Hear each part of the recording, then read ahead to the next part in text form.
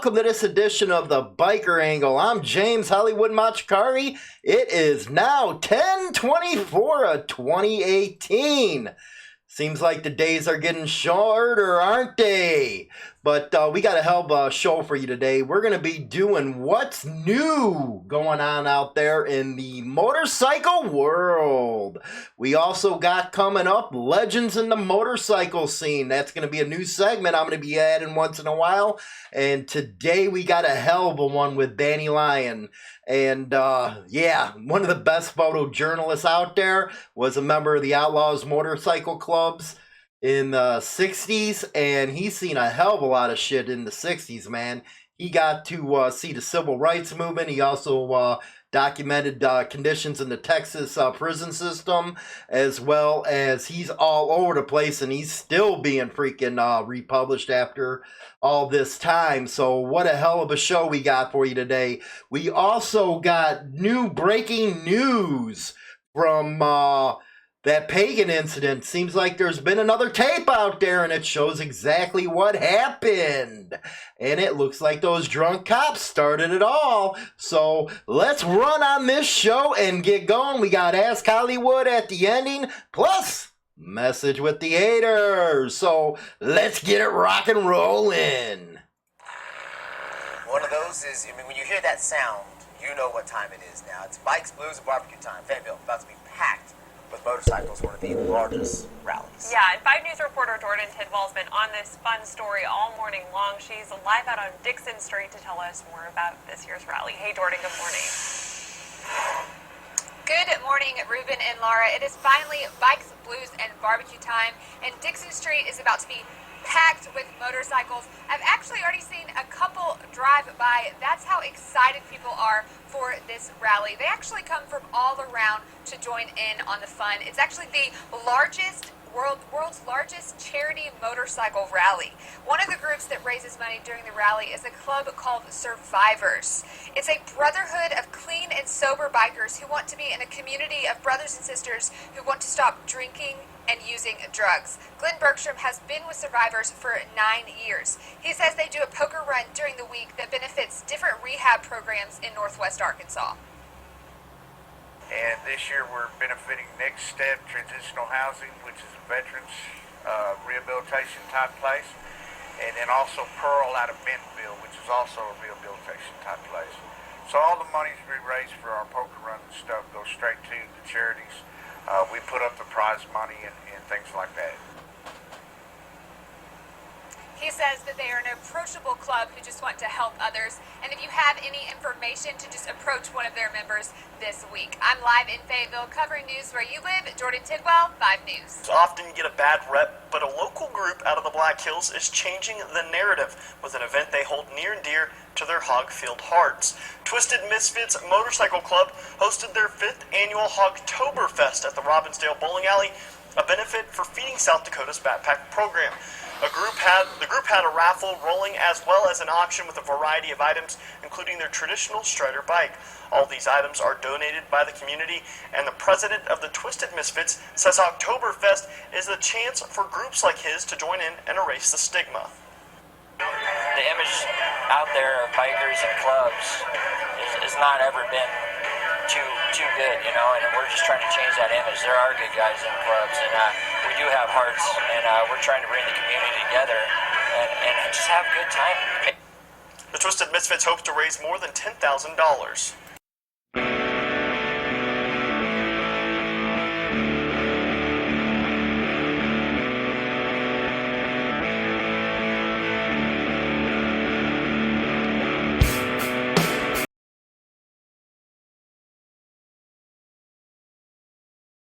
As you can see, that last one kind of froze up on me, but you got the gist of it right there. Everybody out there helping out the kids, out there helping their communities. And I think the last one that was that actually froze up, that damn video. But anyway, 2,800 bikes showed up to that toy run. You can't tell me bikers don't do their part in the community, especially when it's Toys for Tot time. But this next segment we got Actually, it's called The Legends in the Motorcycle Scene, and it's real important to know your history, and I'm not just talking about motorcycle clubs, but I'm talking about the whole scene as a whole. And this next one, the article I'm reading actually was written by Dave Walters. He does a lot of stuff for us over at Insane Throttle, and you'll get a little bit about his article in here, and you'll be able to see the whole thing on Insane Throttle Biker News over at HarleyLiberty.com. So let's check it out, shall we? The author of this piece was Dave Walters. You can see the rest of his article over on Insane Throttle Biker News at www.HarleyLiberty.com. Danny Lyon was born in 1942 in Brooklyn, New York. He would become a photographic journalist in what is called new journalism, which means the photographer becomes immersed in and becomes a part of what he is documenting. After graduating high school in Queens, he went to college at the University of Chicago, graduated in 1962. While he was a student, he would become part of the Student Nonviolent Coordinating Committee, SNCC. I hope that sounds familiar. If it does, that's because it was a part of the piece I wrote on Cliff Vaughn's of the Chosen Few MC. Hope y'all paying attention. Lyon and Cliff Vaughns actually knew each other and participated in civil rights activities together. The famous picture that I posted of Cliff being pulled in about 5 different directions by his legs, shirtless, was taken by Danny Lyon. Lyon would be present at almost all the major historical events of the civil rights movement. In 1962, he would also publish his first works called The Movement. This was a documentary book about the civil rights movement in the southern United States. After publishing his photographs and stories from his time with the Outlaws MC in 1968, he would go on to hold many prominent positions for photojournalism departments. He would also publish Conversations with the Dead about life in the Texas Department of Corrections in 1971. He says he wanted to show distressing reality of life in the prison system. This is the theme throughout all Lyon's work. He puts you next to the subjects he's covering. He brings a closeness, a sense of candor, and respect for them and the universal desire for justice and freedom. When talking about the bike riders, Lyon says, quote, "I wanted to record and glorify the life of the American biker. People would come up to me and say, 'I thought you were a biker that went to prison,' or 'I thought you were black.' These were compliments to me," end quote. Today, Lyons lives in New Mexico and Maine. His work continues to be published and republished. He is featured in modern art museums across the globe, and his most recent work includes 4 decades of photos and essays. In 1962, though, he was a young kid, soon to graduate college, finishing up his work on the civil rights movement and tinkering with his Triumph TR6 garage. He says, quote, "Jack was working on my bike, we were friends, so I said, 'Do you know a motorcycle club in the area? I want to do some photos on them.' He says, 'I am a member of a club called the Chicago Outlaws. Why don't you come to a meeting?' So I go to a meeting and then I probated to become a member. I loved being a Chicago outlaw. That was among the happiest experiences of my life," end quote. Bike riders would come from Lyon's experience riding with the Chicago Outlaws MC from very late 62 to 67. Lyon's time with the club would come during some historic changes, not only within his club, but within the motorcycle world that we know today. Lyons probably didn't have a hand in it, and may not even have been present for some of the events, but just within his time he would see the Outlaws MC become an official member of the One Percenter Brotherhood of Clubs in 1963. In 1964, he would have been present for the Gypsy Outlaws from Milwaukee joining the club, along with the Gypsy Outlaws from Louisville, forming the Outlaw Nation.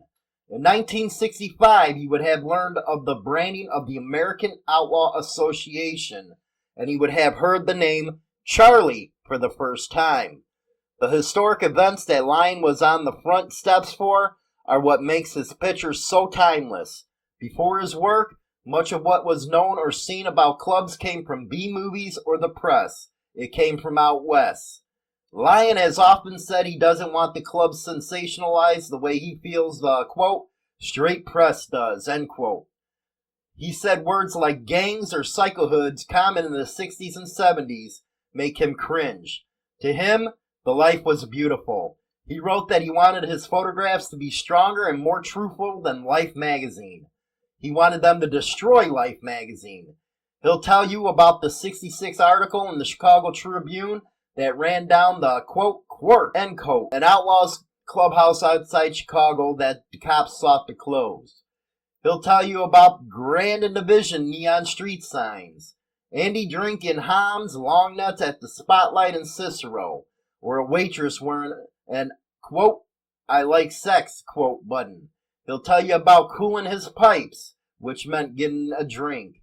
He'll tell you about Johnny, president of the Outlaws at the time, describing the huge floor of pieces for each member's funerals, and the sadness in his voice as he talked about Rex, or even an unfortunate suicide.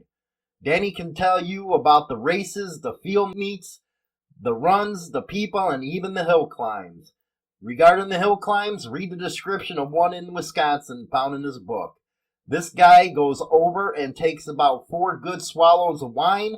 He gets sick right away, instant pukes it all out. He makes it though. Wipes his mouth off, shows a little class, wipes it on his pants. This was a little Honda guy, helmet everything. Down the hill he goes. He's coming up the hill and he's going good. He's looking good. He's coming up like crazy on that Honda. He doesn't realize, though, he's going the wrong direction. He's headed for a cliff. He jumps and gives it gas, and over the cliff he goes. Messed his whole bike and never came back, end quote. You know what? That's a pretty good story to leave it at. Think about what Danny Lyon meant to the 60s. He was on the front line. And there you go. Freaking Danny Lyons, man, a legend within the biker scene. He really gave us a voice in the 60s because everybody knew what was going on back then, don't we? But yeah, Danny Lyon right there. We want to thank Dave for writing that article. Really appreciate it. And give me a break here for a second. I'm using new software here, so I'm getting used to it. So if it's moving back and forth a little quick, I'll get it tuned in the upcoming shows. But right now, we have a story that just broke yesterday afternoon. Everybody remembers that case with the Pagans Motorcycle Club going into that bar. And it looks like the cops got caught on tape, all right. Well, for those that don't know, those undercovers or supposed undercovers were in there since 7 o'clock drinking. So by the end of the night, they were pretty tipsy-turvy, and I don't think undercovers are supposed to drink, do you? I don't think so. But it ends up, they got an angle where it shows it everything plain and clear, and you'll be able to see it in this video. So let's take a look at it and let me know what you think at the end of this. For the Pagans Motorcycle released this video, allegedly from a fight earlier this month involving club members and undercover police. And those attorneys say that it was a police officer who started the fight. Good afternoon, I'm Stacy Smith. And I'm Julie Grant. Members of the motorcycle club were back in court today. Amy Wattis was there as the hearings were continued. The judge continued this case. The Commonwealth claims there's additional video they need to review. However, the defense is calling this egregious, and there's video out there that shows what really happened that night at Kopi's bar. This is new video released by the defense the night of the fight at Kopi's bar on the south side earlier in the month. Video these attorneys believe will give them a strong case against the Commonwealth. 4 members of the Pagans Motorcycle Club, Frank DeLuca, Eric Heitzenrader, Bruce Thomas, and Michael Zakaitis were all charged. The conduct of the officers in this case, it is clear they are not on an undercover assignment. And if they are, the city should be ashamed of themselves. Before the brawl, you can see DeLuca reaching out to shake the undercover officer's hands. The attorneys believe things escalated due to the amount of alcohol they say the undercover officer officers were drinking. The main aggressor in the incident is seen drinking a fifth and a half of Jack Daniels in shots over the course of 4 or 5 hours. One of the officers brandished a firearm. He could barely stand. He was wobbly.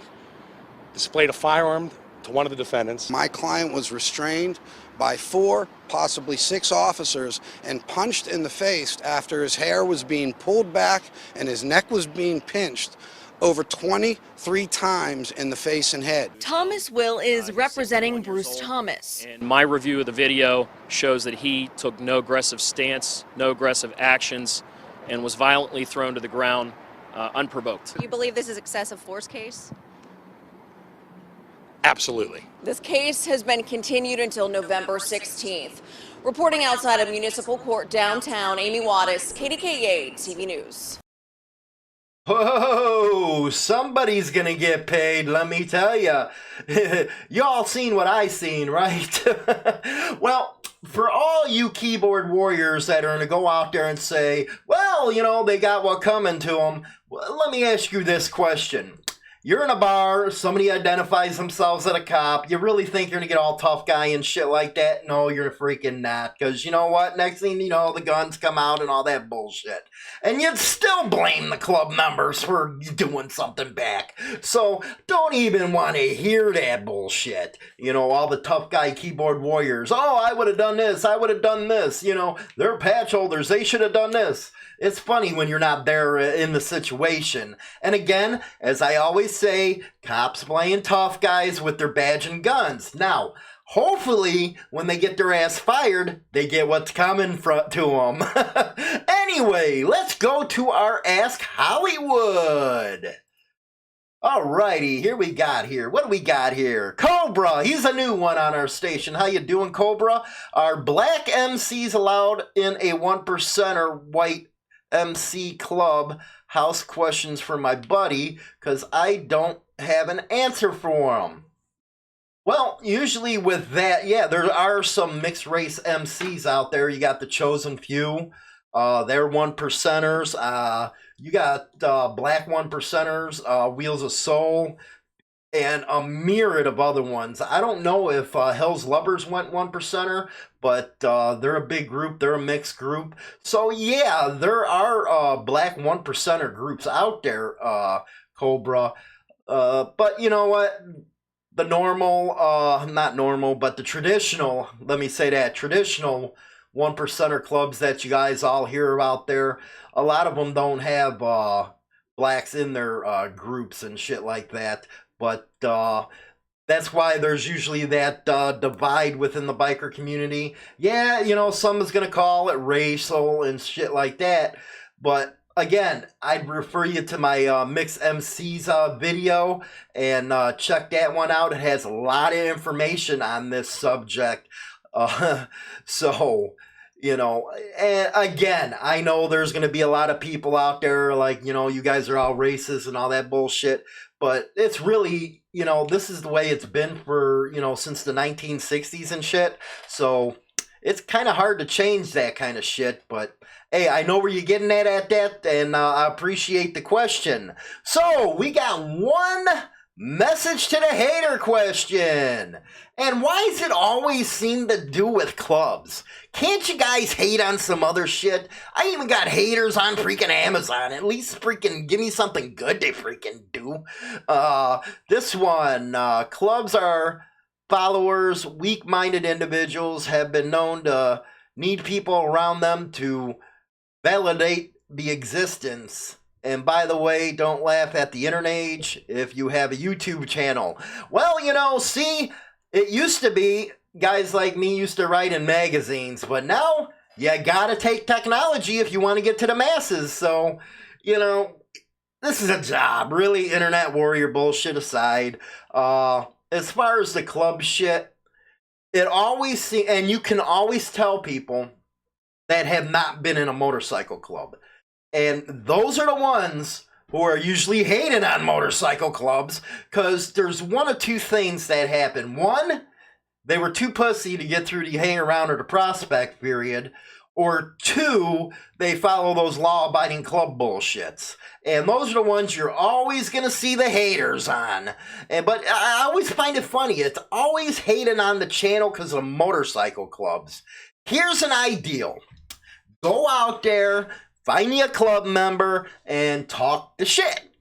Let's see how much of a biker you really are. You know, I love it when people talk all this fucking crap about clubs, but they won't dare fucking go out where they're at, in a bar, any of that shit, and talk the crap that they do. It's really freaking disappointing, because it'd be funny to get that on video. It really would. But yeah, you know, you got the law-abiding bikers out there that talk shit about clubs, but again, they want to wear the three-piece patch and claim traditional shit. My question is, if you know your history, what traditional damn club in the 50s and 60s had cops in it? Come on, really? And if you say they did, you're fucking bullshitting. Because I don't think the Blue Knights came around until the late 70s. Because in the early 50s and the late 60s, all that, those decades, cops couldn't stand bikers, man, more or less be in a club with them. So when you go out there and you talk your traditional bullshit, you're lying. There was no damn freaking cops in motorcycle clubs. Again, they couldn't stand them. And one of the reasons why clubhouses, you know, they ask, well, why do motorcycle clubs get clubhouses? Well, during that period, during all that crap that was going on in the early days, they couldn't even go down the road without getting freaking hassled. They couldn't go into bars and shit. So they said, fuck it. Got their own clubhouses, drank, did their thing in their clubhouses. And that's the way it's been forever. So there you go to my hater, man.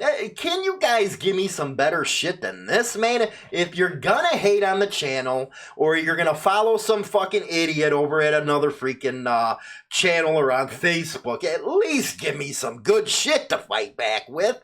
This is getting boring. Club suck this, club suck that, club suck this. You know what? Get in the corner, like I always say, go blow you off a freaking load. Maybe you'll be a man after you do that. Have some self-respect for yourself. But what I do know is when I see these type of shits, I can already tell you're not in a club. You never have been in a club. And you're probably following one of them freaking blue freaking jack nuts and sucking on the pole. So, anyway, that is the show today. And again, be patient with me. I'm getting this new software going, trying to get it smoothed out. I invested heavily. We got new mixer boards coming, the whole 9 yards. We got it to where you're going to be able to call into the show on the live session. So we're going to keep getting this sucker going and popping this bitch. But everybody out there, you guys stay safe. Thanks for the orders for New Age and Biking and Brotherhood. If you can, leave a review, because now you got all the ass monkeys out there trying to bash on the book. You know, nice move, whatever. But I'll talk to you guys later and have a good day.